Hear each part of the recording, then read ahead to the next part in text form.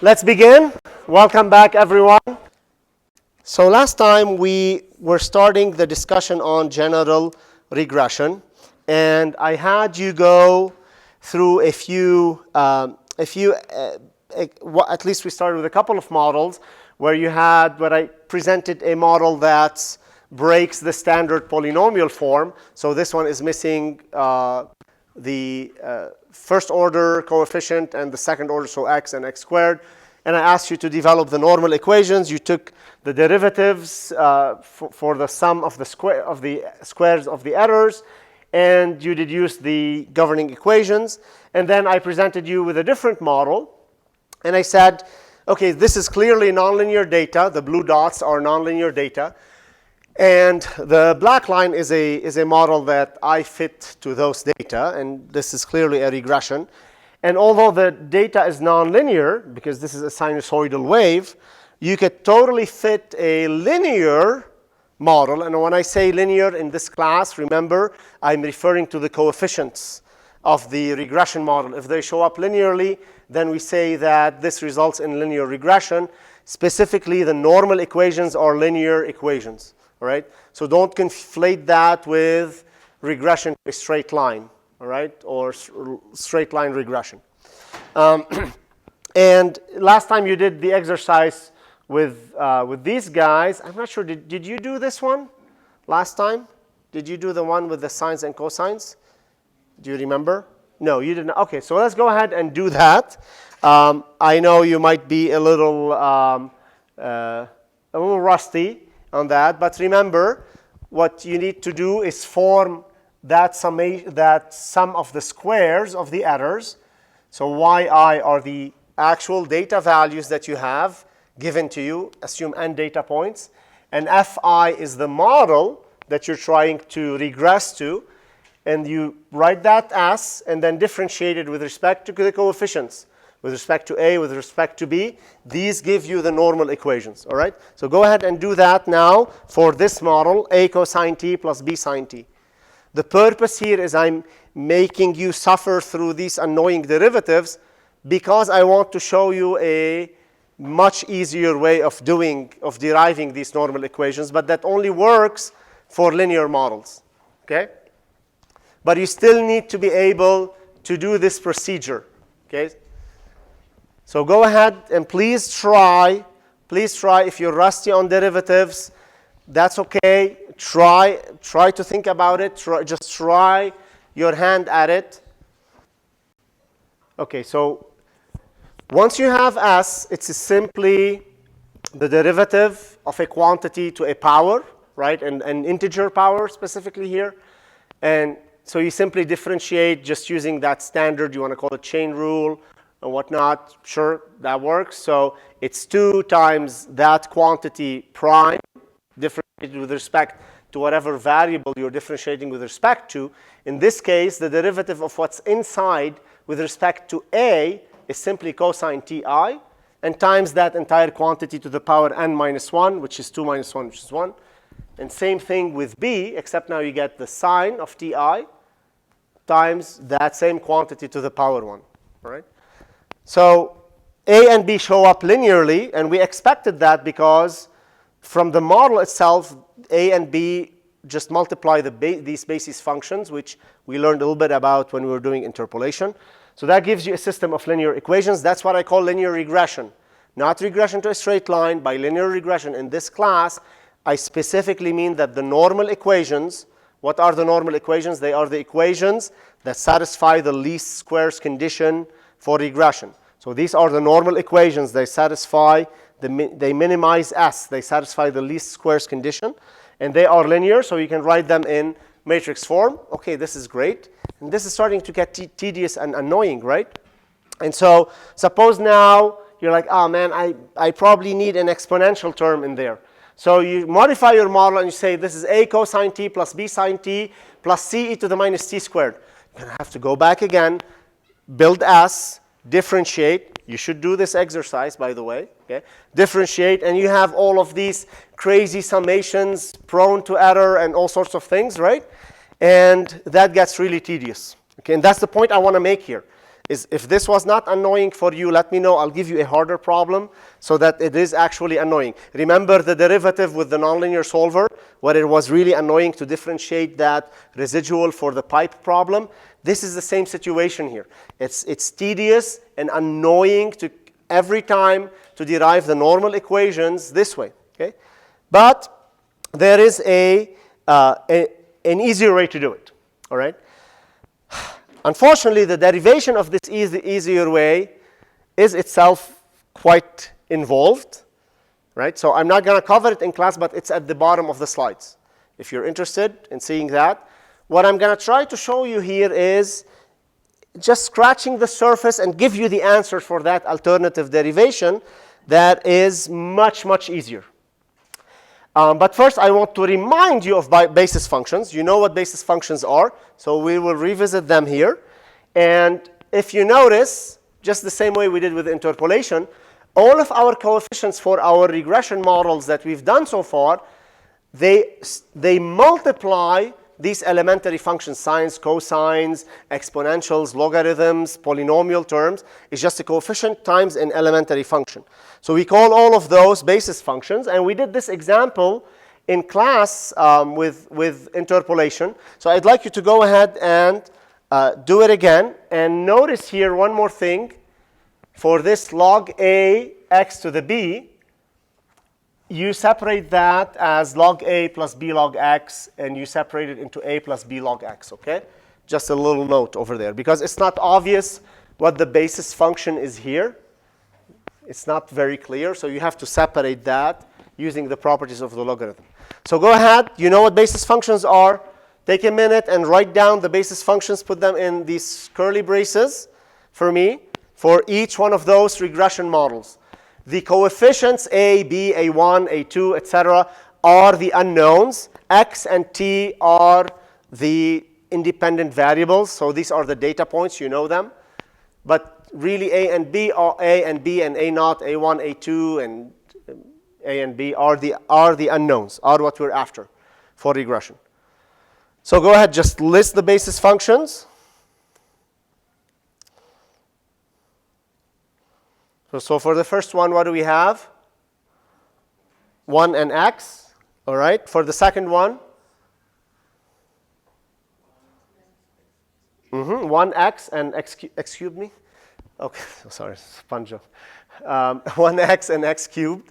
Hey, it's very important for a foreigner when you master pun jokes as an immigrant. It's like you've really kind of nailed down the language quite a bit, so it's very important. You know. Anyway, inside joke. All right. So for the fourth one, what was the fourth one? 1 x and e to the minus x squared. Correct. For that logarithm one, you look at this form. Okay. So what is it? It's a plus b log x. Correct. Natural log of x. And finally, for the last one,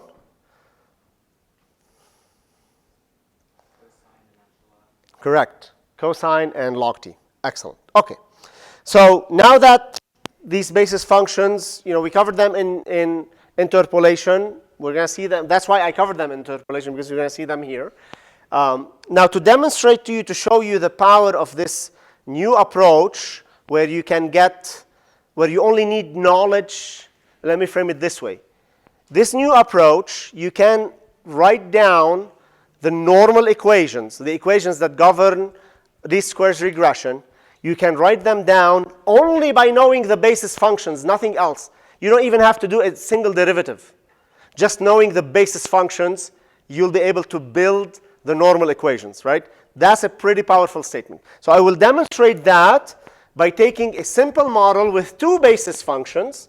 I call them phi of x and psi of x, because phi of x and psi of x are just dummy basis functions. They could be x, log x, cosine, e to the minus x squared, whatever placeholder. They're just placeholders for basis functions. And a and b are the parameters that we're trying to find so that the model minimizes the error. Okay, so check this out. Okay, so a phi x plus b psi x. Now, for the system of equations for least squares regression for that model, it looks like this. So you can write as, sum of yi minus fi, etc., and minimize the s, ds by dA, and ds by dB. Long story short, this is the system of equations that you get. Okay? All right. Now, this is where the beauty of matrix algebra shows up. Now, remember, we are assuming we have a total of n data points, and the summations go over all of those points. And remember that phi I is phi at xi, and psi is psi at xi, etc. Yi is the ith data point corresponding to the input data at xi. Okay. Now, focus with me here. I am going to rewrite this as products of non-square matrices and column vectors. So starting with the right-hand side, that 2 by 1 vector can be written as the product of this 2 by n matrix, right? That looks like this, phi1, phi2, phi3, etc., phi n, psi1, psi2, times the column vector y1 to yn. You can verify this for yourself that this results in that upper right-hand side, right? So to do this product, first row times the column, you get phi1 y1 plus phi2 y2 plus phi3 y3 all the way phi n yn. So that gives you summation of phi I yi, right? And the second item, psi1 times y1, psi2 times y2 plus psi3 times y3 all the way to psi n times yn. That gives you the summation psi yi, the second row. Okay?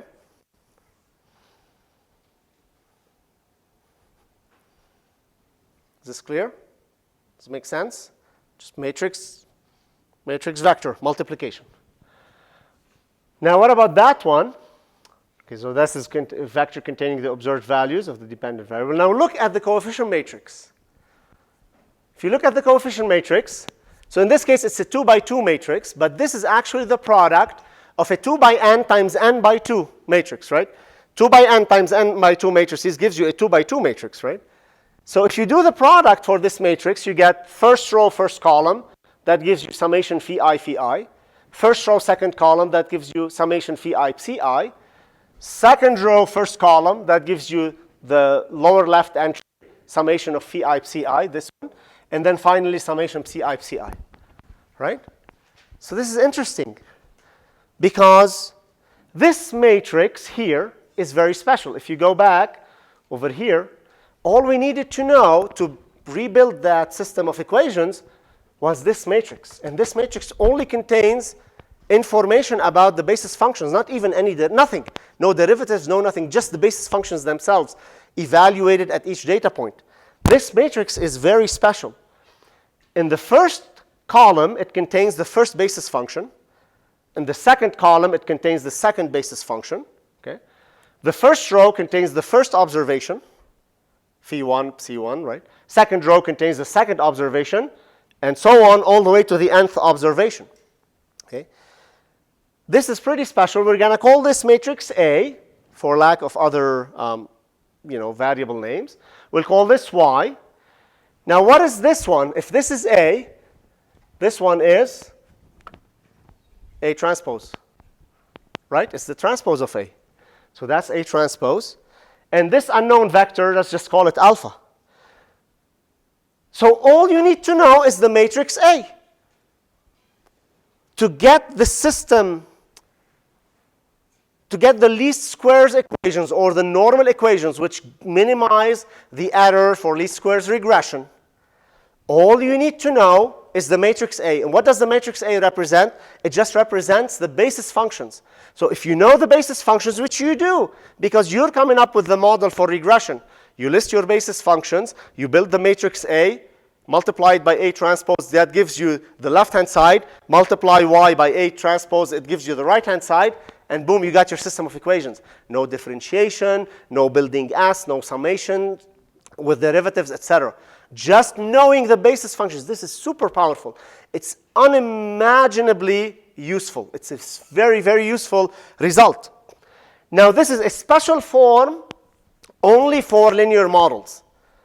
because the normal equations for models that where the coefficients are linear, show up linearly, results in a linear system of equations. So you could only do this when the model is linear. When the model is nonlinear, the normal equations are nonlinear. That's a different story.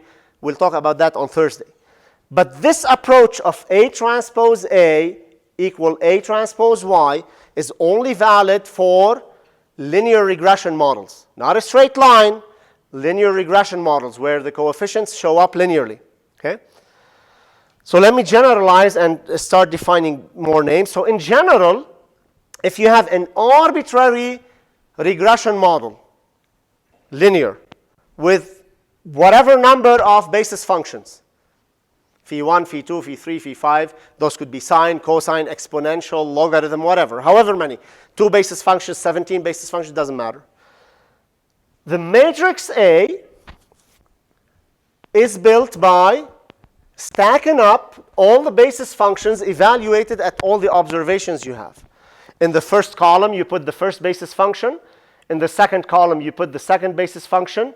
So we did the example only for 2 basis functions, but you can do the same for an arbitrary number of basis functions. So you can actually demonstrate that mathematically by recursion. Okay? So you assume it's true for n basis functions, and you demonstrate it's true for n plus 1. Anyway, so and then mth base, and the mth basis, the last basis function.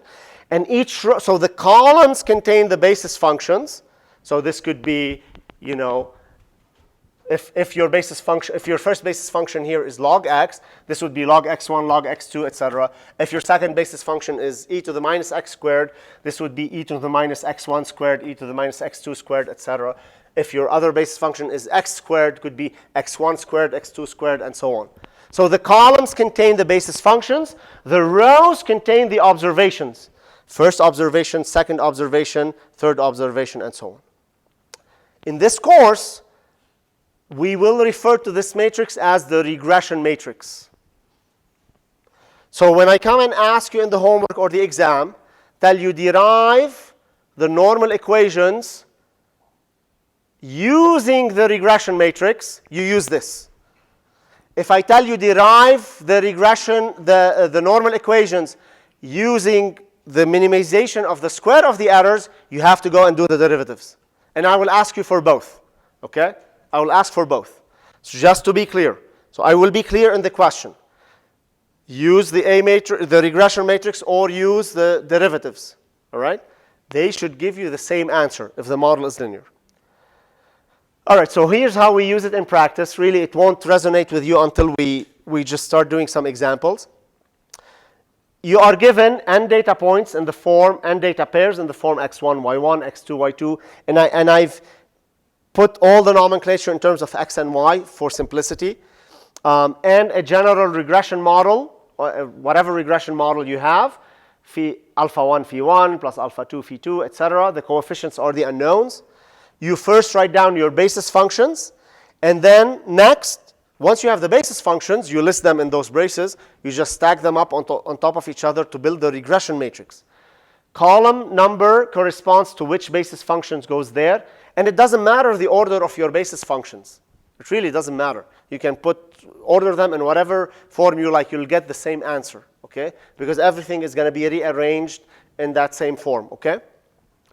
So column number corresponds to which basis function goes there. First column, first basis function. Second column, second basis function. The row numbers correspond to which observation the basis function applies to. So in the first row, it's the basis, all the basis functions applied at the first observation, x1. In the second row, it's all the basis functions applied at x2, the second observation, and so on. Okay? Now, in practice, when we program this together, those actually will just be numbers. There's like, you can do this whole thing in one line in Python. Okay? And then build the y vector, which just simply contains the y values. This usually is just given to you, either you read it from an input file or you've already kind of put it in your code. And finally, once you have the regression matrix A, you can build its transpose in Python and multiply the transpose by A. That gives you the coefficient matrix. Multiply the transpose of A by Y. That gives you the right-hand side. NumPy.linalgebra.solve A right-hand side, and gives you alpha or the coefficients of your regression model. Okay? All right, so let's do an example together. You're going to go ahead and do that. Why don't you do that yourselves, and then we'll solve it together. So consider the model A plus BX. So that's the standard model that we started with. Okay? So you can refer back to the first few slides to check your answer. To be used for regression using the methodology just outlined, in other words, using the regression matrix approach, write down the regression matrix and show that the resulting system of equations, okay, sorry. As I age, my spelling gets worse. So that the resulting system of equations for regression is n some xi, some xi, some xi, etc. That's what we derived in the beginning.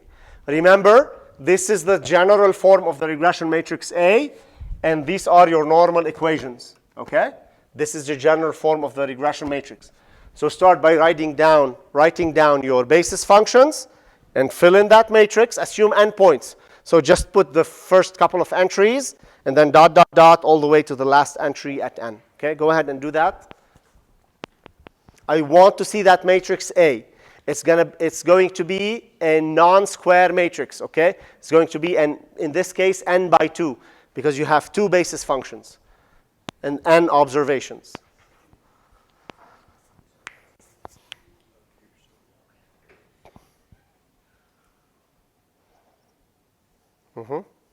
Yes. Yes, perfect. Dot, dot, dot, x. Perfect. So now multiply it with A transpose. So once you get A, that's it. You got your answer. Multiply by A transpose.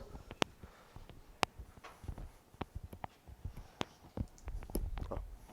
Did you have a question? Oh. Yeah, so A transpose A. A transpose, because this column becomes the row. Yeah, but A transpose from the left. Yeah. Yeah, don't mix up the order. Otherwise, so A transpose, remember matrix rules, matrix multiplication rules.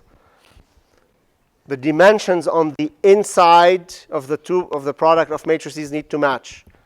No, A transpose is on the outside.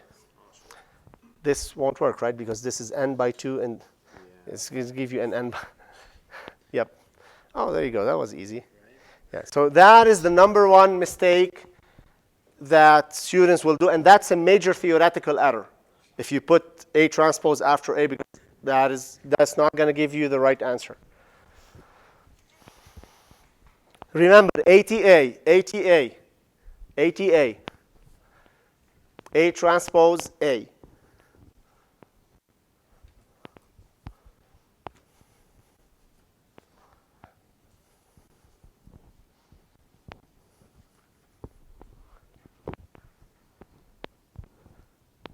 Right, do we have the regression matrix?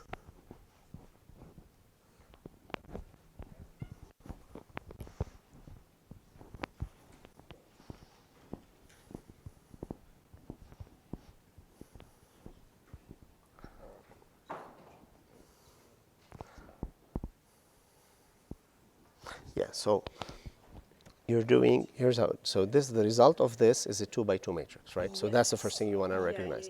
This is 2 by n times n by 2, so it's 2 by 2. So the first entry is the dot product of the first vector by this vector. So 1 times 1 plus 1 times 1 plus 1 times 1. N, correct, okay? And then the second, So that gets us this matrix. exactly, right. And then this entry would be the same one times this, and then this one times this one gives you this, right? Okay. All right, so regression matrix, what is it? Right, the basis functions, 1x. Really, once you have those basis functions, that gives you the template for your regression matrix. So all you have to do is duplicate those basis functions for each data point and just list them under each other. This is your regression matrix, 1x. So your regression matrix is going to look 1x1, 1x2, dot, dot, dot, 1xn. seriously, it couldn't be easier than that. It's just those basis functions repeated at each observation.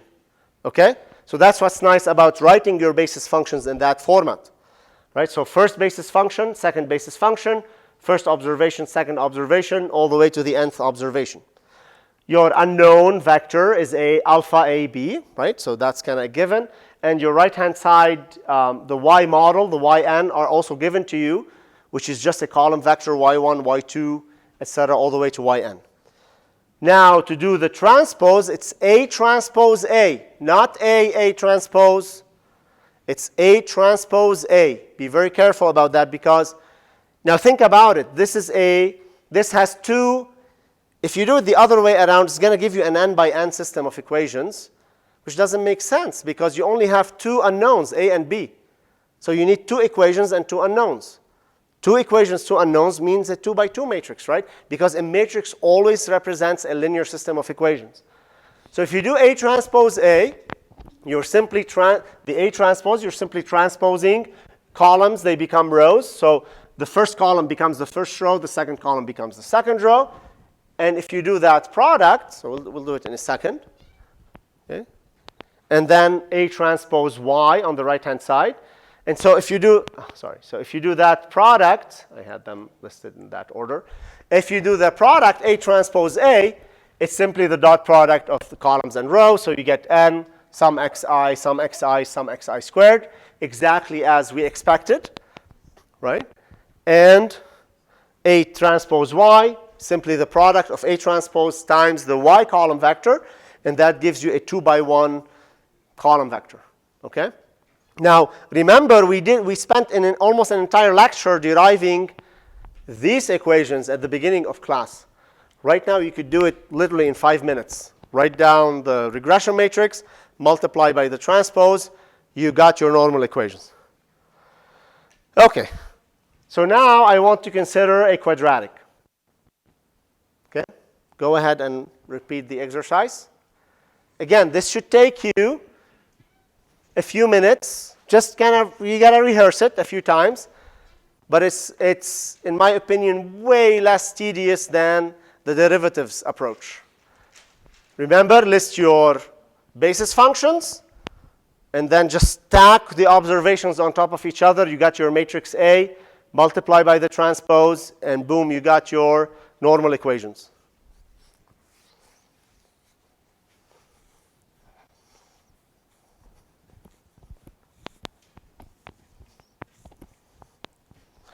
Did you guys cover this in stats? I'm curious. This approach, okay.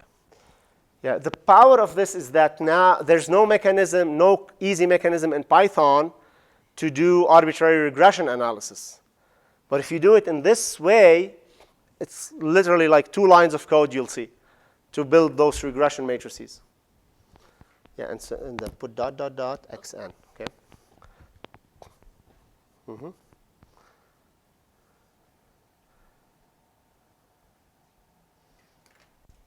Perfect.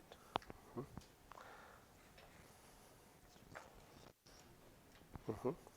Hiya, hiya. Yeah, you got to do the hiya.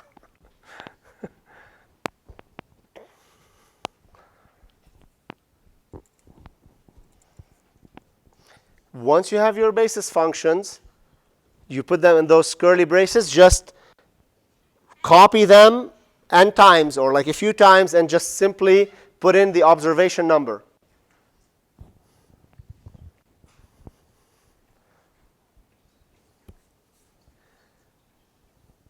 Okay, so once you're done, do the A transpose A because you want to demonstrate that the normal equations are the ones shown up there. Okay?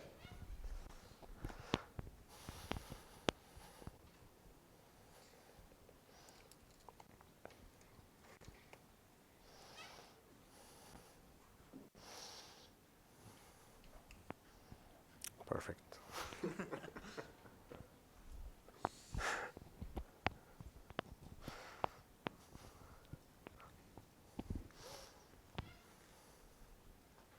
You got it. And always think about your resulting normal equations. how many parameters how many unknowns do we have here? 3, A, B, and C. So your resulting system of equations needs to have 3 equations for the 3 unknowns, right? Okay, so once you get to this point, then do the A transpose times A. Do that product. And you only have to do a couple of terms. It just repeats itself, right? For A and A transpose. You can work in groups. You can ask me if you're stuck.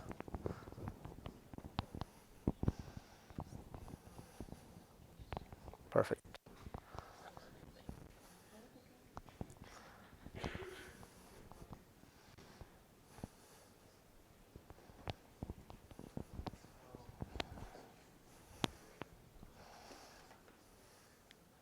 Perfect. So in the exam, I'm not going to show you the answer for the resulting regression. So make sure you know how to do that matrix-matrix multiplication, okay? So it makes sense to you, okay? All right, so what is the regression matrix? First column of the, first let's start with the basis functions. What are they? Good job. Okay, 1x, x squared. Then the regression matrix is, first column is just all ones. The second column, x1, x2, x all the way to xn. Third column, squared, etc., all the way to xn squared, and that's it. That's all you need to know, right? Isn't that cool? No derivatives, no crazy differentiations, and inside the etc. All you have to know is the regression matrix. You do A transpose A, make sure you know how to do that product, and A transpose Y, and there you go. You got your system of equations, right, as described. Okay, one more. One more? Okay, let's do one more. This one. A log x plus B cosine x. Okay? Let's see how fast you can do it. Basis functions, regression matrix, A transpose A. Come on.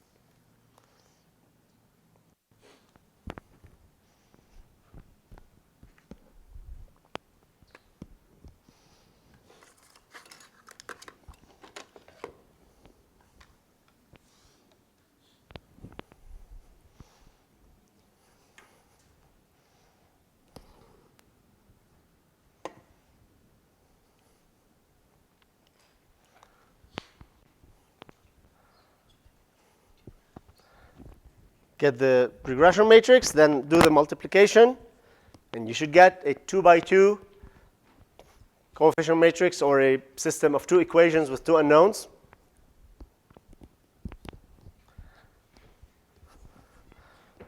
So dot dot dot xn, okay, log xn.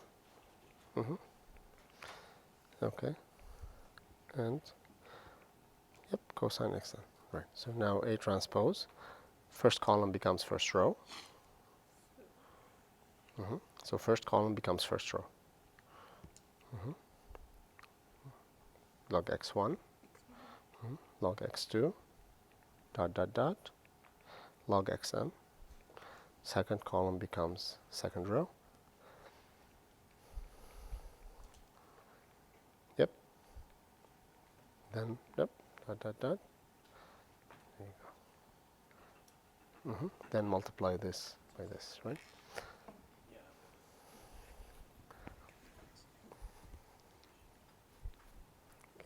So now A transpose times A, right? So you take first row, first column, dot product, first row, second column, right? Yeah, so you have one entry, second entry, third entry, fourth entry.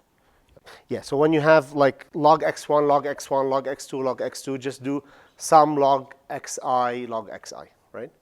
So just do that. Yep, just like up there. Or log xi squared.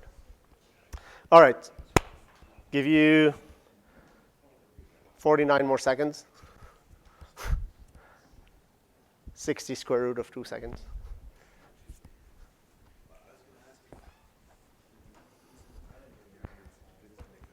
Diagonal this way. When we put what? When we like put anything, like whatever this is, into code. Oh no, we'll just work with A in the code. You'll see. This is coming next. Hmm?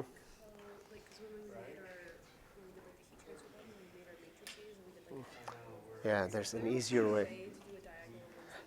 On the other way, you'd have to transpose it. So you transpose and then transpose again. Yeah, yeah, yeah. There's another form. I will flip it.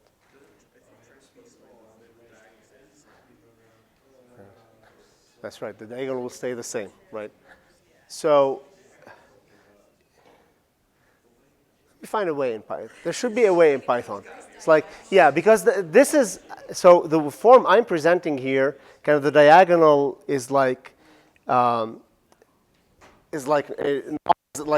whatever you call that, inverse diagonal. That's an interesting question. I'll look it up. Well, I'll find some magic. I'll find some magic. Okay, so basis model, basis functions,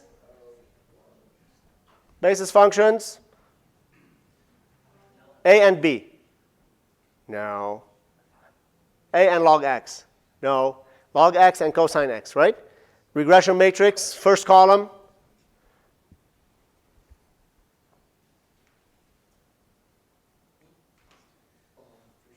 First column. Come on, guys. Don't sleep yet. First column in the regression matrix. All right, I'm going to start calling groups. What? Thank you. And second column in the regression matrix. All the way through cosine xn. And then you multiply with the transpose. So regression matrix, unknown vector, the known observation values, multiply by the transpose. Remember transpose. First column becomes first row. Second column becomes second row. The multiplication matrix, standard matrix multiplication. It's dot products of rows and columns. And you get this. Sum log, so log x1, log s1 plus log x2, log x2. That's a sum of log xi, log xi.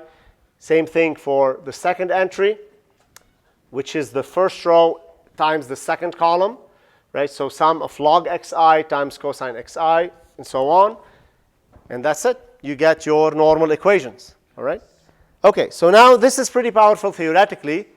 It's even more powerful when you Pythonify it. And that's what we're going to do next. Okay? So recall this general form.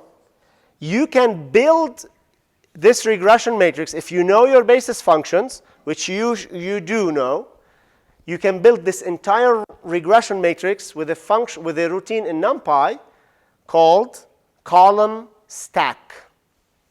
Okay? So what we're going to do, we will take basis function 1. Remember how we used to apply a NumPy function like numpy.cosine, numpy.exponential, and apply it on a NumPy array? It would apply it automatically to each value. So if you have an array, like a lin space, x1, x2, and so on, and you do numpy.cosine of x, it's going to give you an array, same size, cosine x1, cosine x2, and so on. So if you think about it, if you have the observations, x1 all the way to xn, and you have phi1, the basis function, phi1 at x is going to give you this array, right? Phi2 at x is going to give you this array, and so on. Now all we need is to combine them together to build this matrix, and this is how you do it. It's numpy.columnStack. You're stacking the columns, right? You're stacking the columns. In the first entry, it's your first basis function, numpy.cosine, numpy.log, x, whatever. applied at xi. All right? So xi is an array of values that you typically have already brought in, like when we had the femur length data, right? So those were the xi data. So phi1 of xi is already an array of phi1 values applied at x1, x2, x3, and so on. So it already contains this information. Phi2 at xi contains this information, and so on. The column stack is just saying, hey, put them in a matrix. It couldn't be cleaner because it resembles your list of basis functions applied at the observation values. Seriously, this entire matrix, you build it with one line of code. Okay? Then you transpose it. What is the transpose in Python? It's simply .t. Okay? So if A is your regression matrix, np.column stack, A.t is its transpose. So if you multiply A.t by the matrix A, and we use the matrix multiplication at symbol, we learned that like early on. I call that ATA. That's my system of my coefficient matrix. That's it. So you have A as a column stack of basis functions applied at all the observations. A transpose A, and then A transpose at the yi data, and simply solve the system of equations. Remember, ATA is the left-hand side of the normal equations. It's the left-hand side matrix, right? You have a question? Is there a reason why you're not using the at sign for that last line as well? Like, Here? yeah, why do we not just do ATA at RHS like we've done for the first? No, it's not ATA. This is A transpose A. This is A transpose Y. Yes, but then when we take those and we get a new matrix out of it, and then why are we not, is there a reason why we're doing the different matrix solution, the linear algebra solution for that last line? It's not. This is solving this system of equations. Your system of equations is A transpose A equal to A transpose YI. And I call A transpose YI as your right-hand side. I don't understand the question, I guess. I'll ask you after class. You Okay. need to multiply the right side by the inverse of A transpose A is A transpose times A. So, right? So that's the left-hand side. Alpha is the unknown vector. Your right-hand side is A transpose Y. And linear algebra solve A transpose A right-hand side. You want to do the inverse? I understand that. I got it. Okay, you can do the inverse. It's the other approach we've used in the past. But this is a little bit easier. They cost the same. Anyway, we can talk after class. Okay, so then here are some examples. And we're going to do one together, a more serious one. But if you were to do the regression to a straight line, then simply if you remember for the straight line, your basis functions are 1 and x, right? So, okay, it's a bunch of 1s of size n for the first basis function, right? Because you need 1, 1, 1, 1, 1. The only way to do that is a numpy.1s array, right? And you stack it on top of each other. And then the second basis function is x, applied at all the observation values. That's just simply xi. So if you were given the xi values. Same thing for the quadratic. The basis functions are 1x and x squared. This is how you do it. You column stack np.1s, xi, and xi squared. All right? So let's do an example in Python together. Get your Jupyter notebooks, and I'll explain this problem. Okay? Get your notebooks first up and running. I'll do the same here, I guess.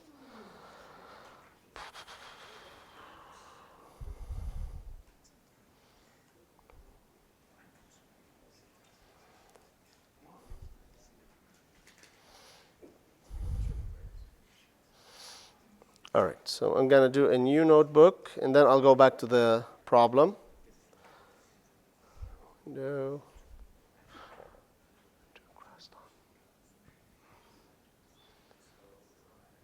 Okay, get your notebooks up and running, please. Create a new notebook, and we'll talk about this problem. So this is a class. These are typical regression problems. Okay.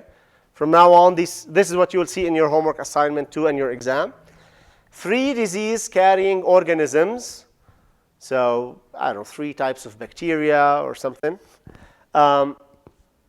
They exponentially decay in lake water according to the following model.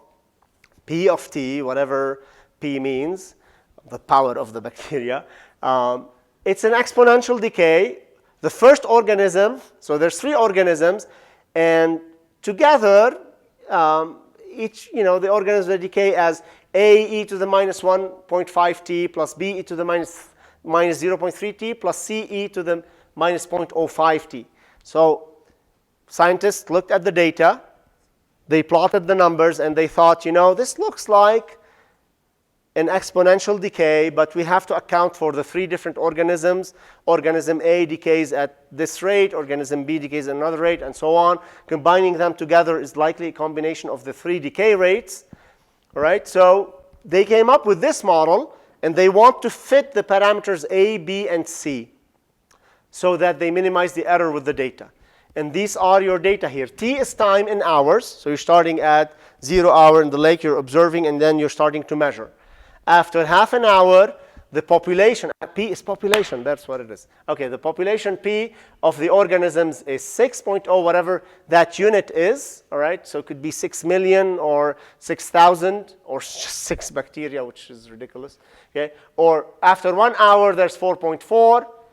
After 2 hours, 3.2, and so on. After 9 hours, there's it drops down to 1.1, whatever units there are, all right? So our objective is to do this in Python using this regression matrix, the numpy.column stack. So here's my thinking about it. First, I recognize that this model has 3 unknown parameters, A, B, and C, and the parameters show up linearly. So this is a linear regression type model. In other words, the normal equations are linear equations. Okay? What are the normal equations? They are the equations that minimize the sum of the square of the error, all right, for regression. I write down my basis functions, which are e to the minus 1.5 t, e to the minus 0.3 t, and e to the minus 0.05 t. And then I build my matrix, at least by hand, right? So first basis function at all observations in the first column, second basis function at all observations, third basis function at all observations. There's a typo here, should be T1, T2. Let me just correct that since I'm here. T1, T2, Tn. Okay? And that's all you need to know in Python, because Python is going to figure out the rest. It's going to do the transpose, it's going to multiply it, and solve the system of equations. All right? So let's go ahead and try this in Python. I'm going to just copy-paste my boilerplate, which you probably already have now. So let's see. Regression activity,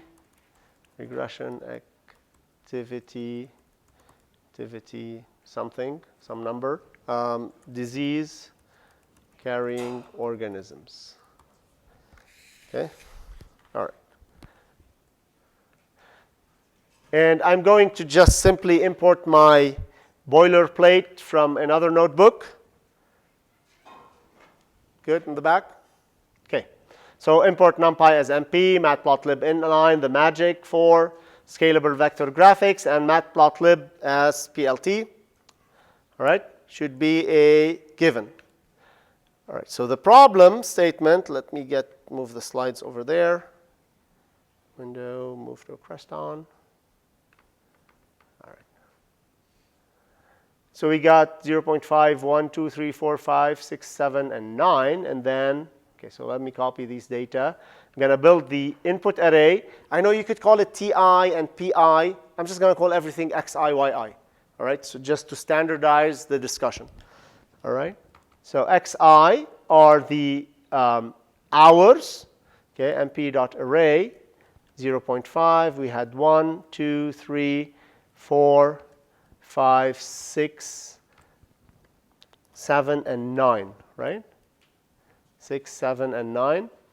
For this guy, you had 6, 4.4. Geez, this is kind of silly. Let me just do this. All right, that's better. YI are my observed data, my dependent data. You could call them PI. You're not going to go to jail for that. Okay? 6, and 4.4, 3.2, 2.7, 2.2, 1.9, 1.7, 1.4, 1.1. Okay? I'm going to add zeros here just to make sure that this is just all floats. Okay. All right. What do you do when you have data? When data is at hand, you plot it to understand, all right? So let's, actually that's going to be a logo on one of the shirts too, so, all right. Okay, and what do we plot? We plot with dashed lines or scatter? Always plot with a scatter, right? plt.plot xi, yi, and I'm going to use the symbol O, and oh, and behold, it's some exponential decay. All right? Some exponential decay. Good. So it does look like the model sort of makes sense, right? Kind of makes sense a little bit. Okay. So let's go ahead and build the regression matrix A. Build the regression matrix A. Our basis functions are, what are the basis functions? According to the model, we have e to the minus 1.5t, e to the minus 0.3t, and e to the minus 0.05t. So our basis functions are e to the minus 1.5t, right? And then e to the minus 0.3t, and e to the minus 0.05t. Are we in sync? All right. So the regression matrix is simply built by stacking those basis functions, but applying them at each of the input data points. So let me first just kind of demonstrate that to you. If you were to take mp.exponential of minus 1.5 times xi, which is really our t, that results in an array of e to the minus 1.5 applied at each one of those observation values, right? So all we need to do now is take those values and stack them vertically in a matrix. And that's what column stack does. Our matrix is mp.column stack. Parentheses and close them, and then you have to open to do a list with square brackets. You put the first basis function, which is mp.exp minus 1.5 times xi. Remember, that's phi1 at x1, phi1 at x2, phi1 at x3, and so on, right? That's your first entry, that's your first column entry applied at all the observations. Next is your second basis function, np.exponential minus 0.3 times xi. And finally, your last basis function, e to the minus 0.05 times xi. All right? Okay? All right, what does this shirt say? What does this shirt say? When in doubt, print it out. So let's print this out. Print A. Oh, look at that. It's a matrix with values. I claim that this first column contains the first basis function at first observation, second observation, so on. Second column is the second basis function applied at all the observations. Third column is the third basis function applied at all the observations. Right? Okay. So now we can finally build the left-hand side, which is ATA, and that's A dot T at A. All right. Again, when in doubt, print it out. So let's print ATA. What do we expect ATA to be? What size? 3 by 3. Yes, 3 by 3. Because you have 3 parameters, A, B, and C. All right, so what do you think? Oh, yes, 3 by 3. Okay? Seriously, like one line of code. The rest is just mechanistic, right? ATA, etc. But like to build that matrix, that one line, numpy.column stack. That's it. All you need to know are the basis functions. Very powerful.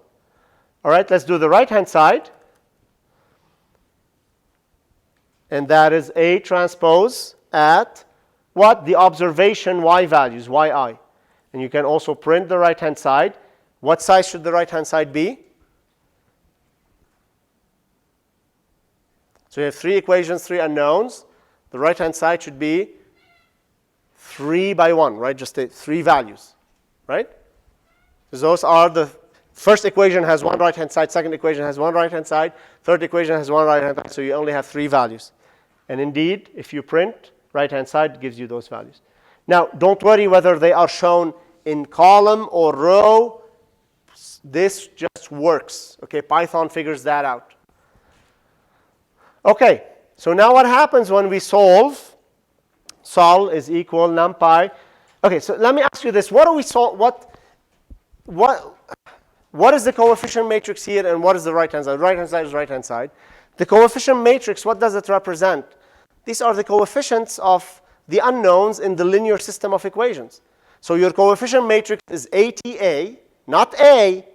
A is not a coefficient matrix. You cannot invert A because A is non-invertible. It's an n by 2 matrix. You cannot invert that. You can only invert ATA. That is your coefficient matrix for your normal equations.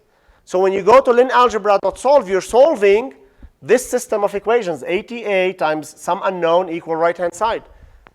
So if you call numpy.linalgebra.solve, again, that's why we do linear systems at the beginning, because they're everywhere. So my solution is numpy.linalgebra.solve. What do I give it? The coefficient matrix, ATA, and the right-hand side. Okay. So what does sol contain? First, how big is the size of sol? How many entries are in sol? Solution, in our solution. 3. What do those 3 values represent? Yes, the A, B, and C for our model. And they are listed in the order we listed the basis functions. So this would be A, this would be B, and this would be C.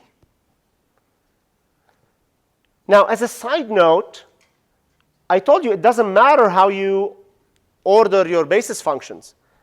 You could do the first basis function as e to the minus 0.3t, and the second one e to the minus 1.5t. It doesn't matter, but it implies that your solution order changes.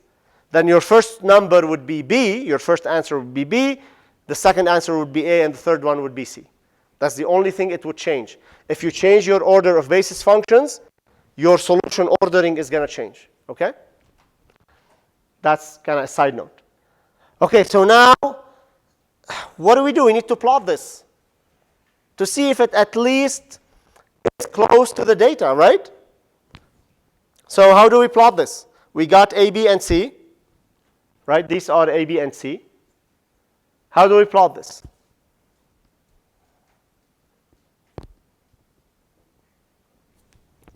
Oh, I thought you raised your hand, sorry. Yeah, I did. Okay. I was thinking we could define a function, put in the basis function with its coefficients. Exactly. Thanks, Sarah. So your colleague is saying, hey, we just write a Python routine to plot the function, right? So we're going to define a Python routine. We're going to call it, model or whatever, bacteria model, bacterial model, okay?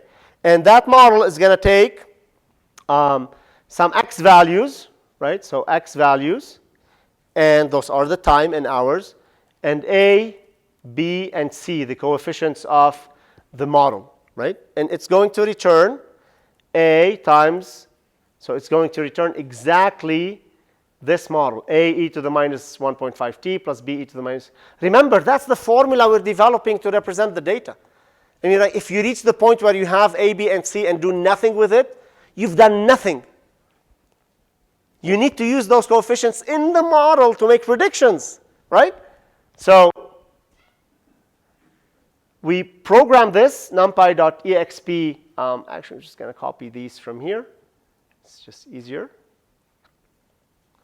And kind of clean it up a little bit. So we have a times numpy.exponential numpy.e to the minus 1.5x plus b times e to the minus 0.3x plus c. You can call it x, you can call it t, it doesn't matter. Okay? So this bacterial model routine takes an x value and takes the ABC coefficients. It's a plot. All right? So now we have our ABC coefficients. So A is contained in the first entry of sol, B is contained in the second entry of sol, and C is contained in the third entry of sol. And then we can finally plot this. PLT dot plot of, so I'm going to do xi, yi again with the scatter. But for the model, it's a continuous model. So I'm going to plot it over a lin space. All right? So I'm going to do xi new and mp dot lin space from the smallest value of x to the largest value of x.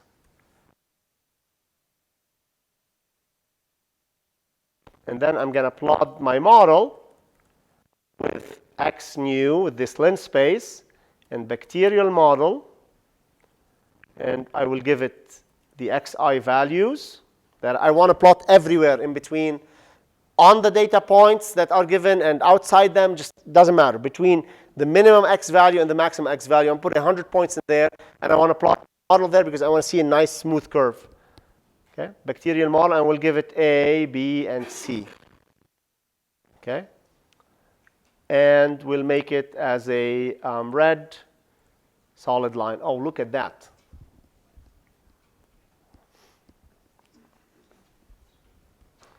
I'll probably zoom out a little bit. Sorry, it's kind of hard to. Okay. So the red curve is our model, plotted at all the data points between xmin and xmax. And with regression, you can also extrapolate a little bit. Okay, so you can go out of those bounds, unlike interpolation. Because regression is trying to find a model, a sense of how the data is behaving. And it does look like regression because it doesn't pass through each and every point. If it passed through each and every point, I'd be suspicious that this is interpolation. But it's not. It's regression. It goes kind of in between the points, right? So it misses some points. It goes through a couple, maybe these two almost. It misses this one, misses this one. But it's the best curve that minimizes the error, right? OK, so who's ready for a cool trick to avoid having to do A, B, and C like this here? So if you had a model with 60 parameters, what are you going to do? A, sol 0, sol 1, sol 59, or do a loop or something? There's a much easier way. Okay? If you were, instead of passing A, B, and C, there's a trick in Python. This comes actually from C++. If you do the following, and I explain what this is, star sol. Pointers, much? So if you don't know what this means in C++, you haven't seen it, don't worry about it. If you use star sol, Python will automatically take the values in sol, first, second, third, etc., and map them to the signature of the function, which is A, B, and C, and whatever. You could have 100 of those parameters here. It's just going to map them there. And look at that. Work the same way, exactly the same way. Again, this is a cool tip. Use it, great. You don't use it, still great. Okay? But it's, if you like this kind of stuff, it's a neat trick. Or you can just stick to the good old way, A, B, C, and do that. OK. Is this regression good? How do you know that for certain, right? So if we're sitting at dinner and we're like, having fun and relaxing, yeah, this regression is good. But if you're publishing a paper, if you're, going to get a medicine, and you ask the doctor, show me the regression data for the effectiveness of this medicine. They'll show you the data, and you're like, he's like, it's good, it's good. How do you know it's good? What's the R-squared value, doctor? We didn't compute the R-squared value. Look, it looks good. No, right? Can't believe my eyes. Almost, right? Because the moon looks like it's a disk, but it's actually almost a sphere, right? So don't believe your eyes, right? Just because the plot looks really good. Let's try to get a number. How do we get that number for regression? R-squared value is the best we can get with regression analysis to tell us if a regression is good or not. Okay, so the challenge with Python is that there's unless you start using these advanced neural networks routine for statistics, there's no kind of simple function or routine to do the R-squared value, so you have to write your own. I mentioned that last time. And I wrote one for you. I'll just copy it and paste it here. And you can use that in your homework. All right, it says R-squared given xi, yi data, any model, and a bunch of arguments for that model. Okay, and it computes the R-squared value for you. You want to dig into the code, great, be my guest, come and ask me about it. But think of this as a built-in function that you can just use out of the box. All it needs is your x input data, xi, yi, your model form, and the coefficients of the model. Args contains the coefficients of your model. So let's see how we can use it. And we will put this, I think it's in one of the notebooks on Canvas. If not, it is going to be in the homework assignment as a hint in the hint. So you can just use it as is. So here's how I am going to use this. So this assumes that you already have a routine for your model. Okay. So here's how I'm going to use it here. R-squared, my xi, yi data, and y model is going to be bacterial model, just the name. And the args, or coefficients if you want, let's call them coefs, model coefs, maybe better designation. Just pass in the solution of the linear system, and it gives you an R-squared value of 99.7%. And that tells me that the data has been doctored, okay? Almost.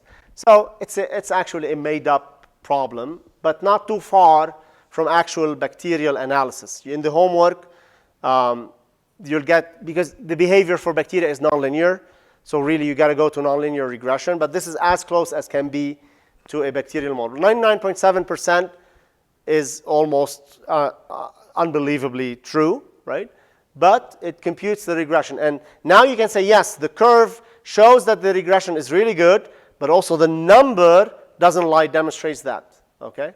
Now, if you have an inconsistency between your number and the curve, then you have a problem, right? So it's good to kind of check both ways, all right? And since I did not give you a 5-minute break, I'll give it to you now and let you go, all right? Thank you so much.